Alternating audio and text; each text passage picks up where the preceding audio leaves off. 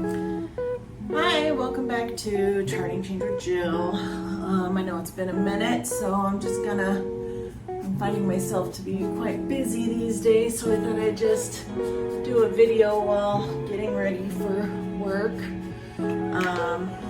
So what happened next is while we were on the phone call, we decided we would get together in person. So what we decided on was, because we had been on a bunch of first dates and they have all been horrible, and so we decided that we would do a 5-minute date. So we knew from past experience that after being on so many first dates that we knew within the first 5 minutes of being around people whether we wanted to hang out with them or not. So we were gonna only hang out for like 5 minutes, and no harm, no foul if we wanted to like end the date after 5 minutes and we were getting a creepy feeling with each other or whatever. So we set a time and a place and decided to meet up then. So I get all dressed up, do my hair, do my makeup, do the whole routine, show up. We meet in December, by the way, so it's Phoenix, Arizona. It's cold, but it's not like freezing cold or anything. I get to the restaurant and I wait outside the restaurant for him. I'm a little bit early because that's just my personality. I'm always early for everything. He's not there. The arrival time comes and goes. He's not there. That's okay. Okay, so I get a text message that he is on his way, and then like as soon as that text message comes through, I get a phone call from him. He calls immediately. I'm on my way. Please don't go. Stay put. I will be right there. Please don't go anywhere. Like seriously begging me to stay there. And I was like already kind of put off because number one, I was sitting out front and waiting. I was already kind of like not real sure about him because of the phone call we had was a little bit weird.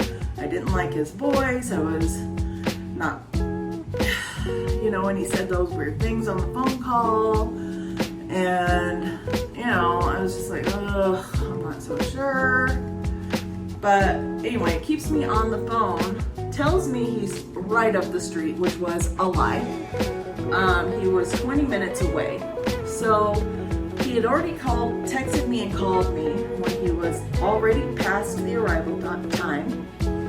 And then zooming out of the picture years later, here's what I find out actually happened. So it was December, it was near Christmas time. He had told his friend, would you please babysit for me because I have some last minute Christmas shopping to do for my kids. He has 3 daughters from 2 different moms.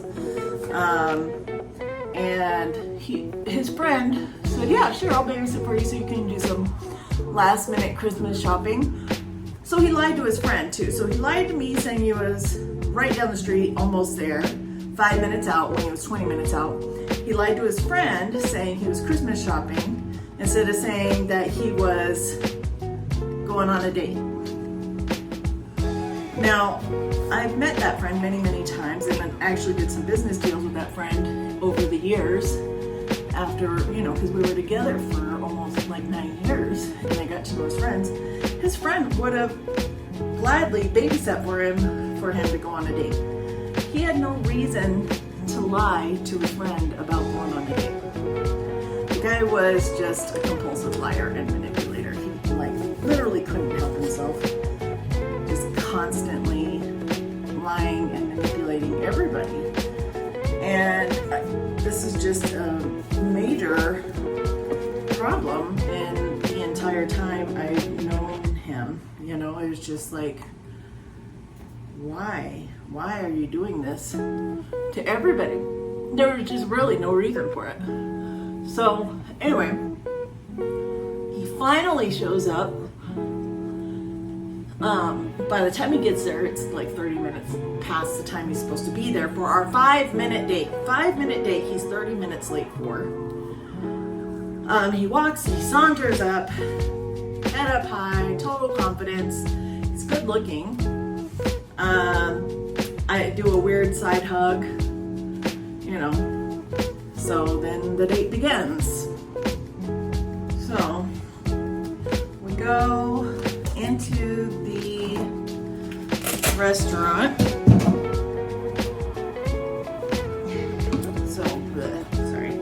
So we go into the restaurant and we get a table and start talking. We have fantastic conversation.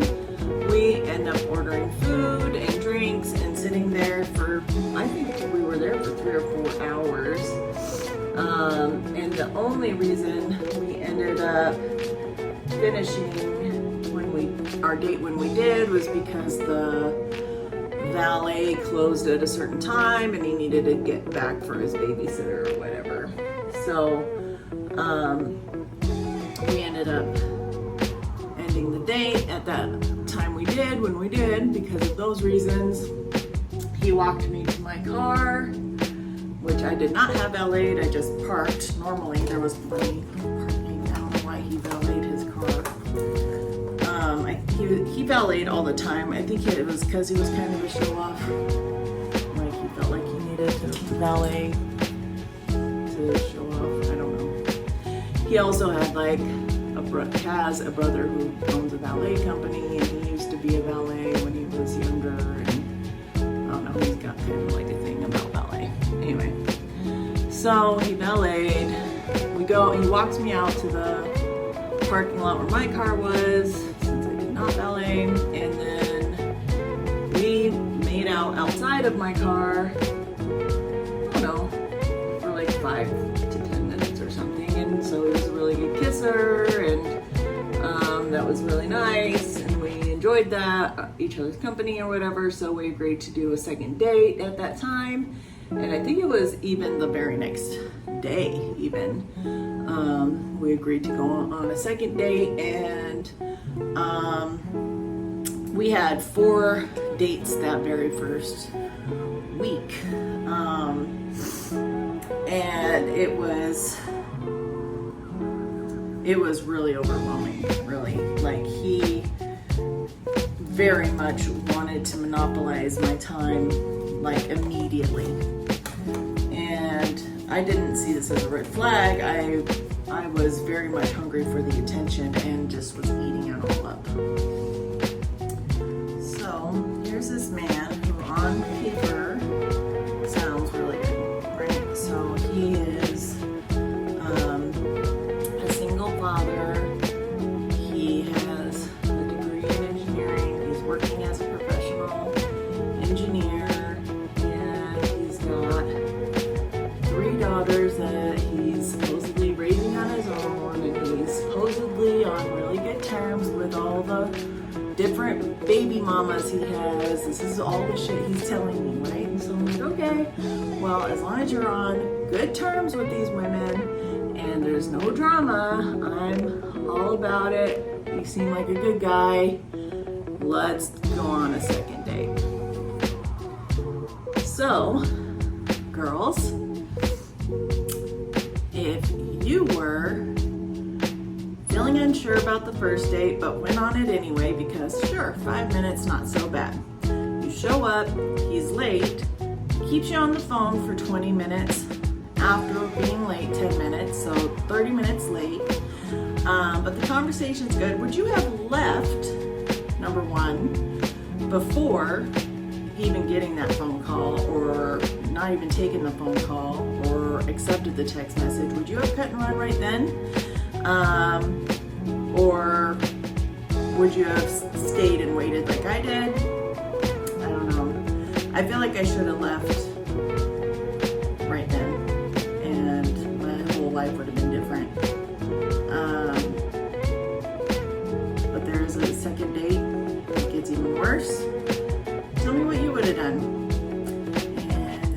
part 3.